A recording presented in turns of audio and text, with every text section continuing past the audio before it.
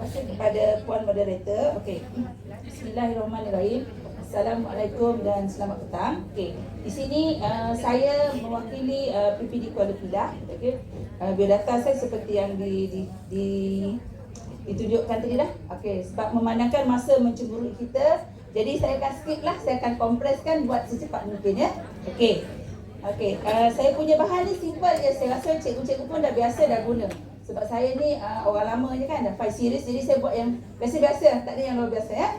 Okey, saya cuma menggunakan saya ilhamkan saya punya bahan ni daripada dadu. Biasa kan cikgu biasa guna. Cuma saya letak lonceng dalam ni, tapi tak tahu mengapa tiba-tiba dia tak bunyi. Okey, kad perkataan saya letak dalam ni lah, kad perkataan, kad suku kata dan juga petunjuk. Saya guna bahan yang ada berdekatan dengan kelas saya lah. Okey, saya ni tercetusnya idea ni sebabnya saya dapati murid saya dia boleh kenal huruf, dia telah mengenal huruf dan juga telah mengenal suku kata lah, maksudnya dia boleh membatangkan suku kata. Tetapi sekiranya tiada bantuan bergambar, dia boleh baca contohnya macam perkataan be eba. Lepas tu pi epa, dia tahu be eba, pi epa, tapi dia tak tahu apa bunyi, apa perkataan dia. Maksudnya, jadi saya akan bantu murid saya ni dengan maksudnya saya membalingkan contohnya lah, ada saya punya dadu ni ada perkataan suku kata lah. Dia akan balik. Lepas tu dia akan padankan dengan apa suku kata yang dia dapat dekat sini. Dia padankan dengan sini menggunakan petunjuk ni lah, pengepit kain ni yang simple je. Dan saya akan bantu dia dengan kad perkataan. Ya. Okey, saya rasa cikgu-cikgu faham. Simple je saya punya ni. Okey, secara tak langsung bila dia dah dapat mengecam suku kata, membina perkataan, secara tak langsung dia boleh membaca perkataan tersebut. Okey, seterusnya kepada murid yang lebih advance, dia maksudnya bila telah membaca perkataan tu, dia akan membentuk frasa ataupun ayat yang lebih mudah. Okey, jadi kumpulan sasaran saya ialah terdapat murid 8 orang murid saya yang lemah ya dalam penguasaan suku kata ini. Okey. Okey, latar belakang ataupun masalah yang saya dapati ni sebabnya murid saya dia tidak mempunyai kosakata yang luas. Okey, tidak bahan yang secara konvensional, bila saya gunakan cuma whiteboard marker dengan marker saja. Okey, dia akan tidak menarik minat murid untuk belajar dan seterusnya. Bila murid tidak menguasai, dia akan menurunkan keyakinan murid untuk terus belajar. Okey, saya rasa langkah yang berkesan untuk menggunakan suku kata subah kata saya ini ialah yang pertama ialah dia cari suku kata, maksudnya cari suku kata yang betul. Okey, yang kedua, dia menyebut suku kata itu, maksudnya dia membaca ataupun membatangkan suku kata.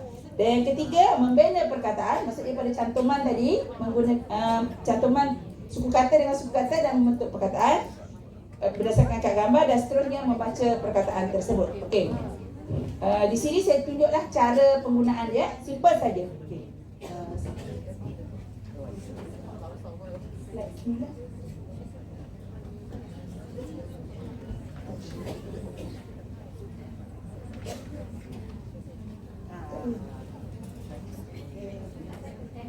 Jaga tak dia?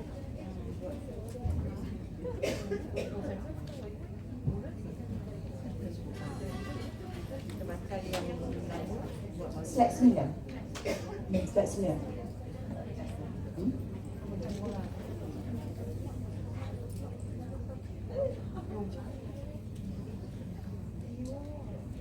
Okey.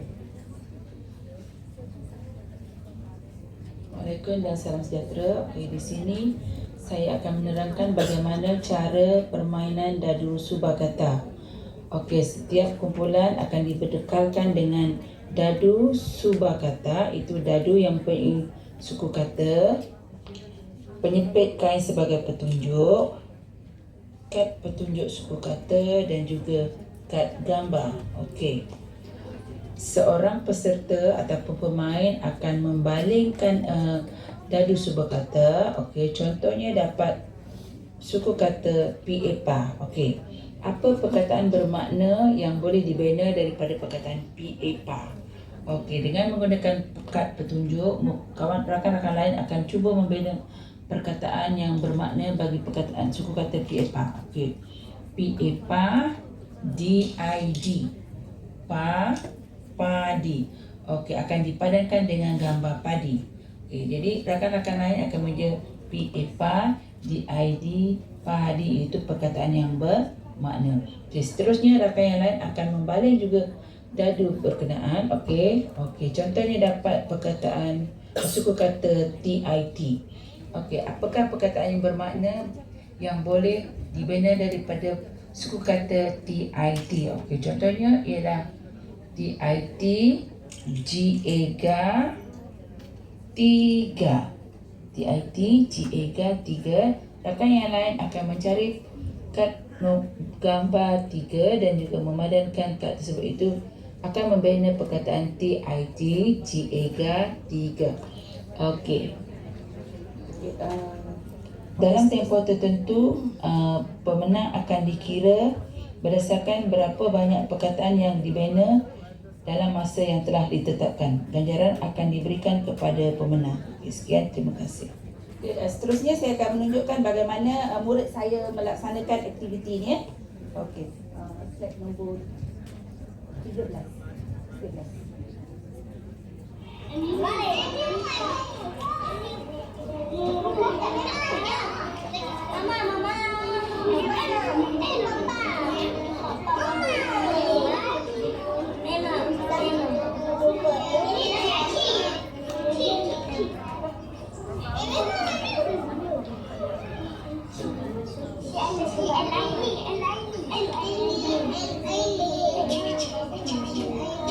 Eja.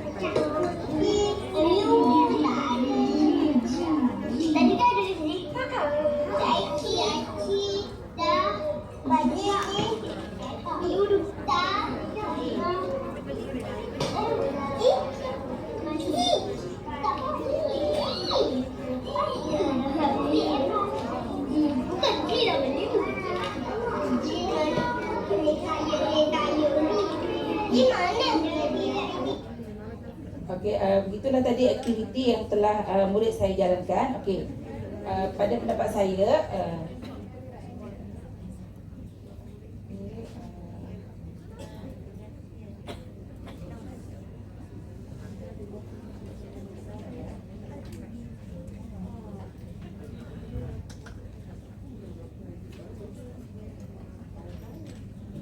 okey, gaya pembelajaran yang melibatkan subakatan ni ialah melibatkan 3 elemen lah. Itu yang berkait rapat dengan murid-murid.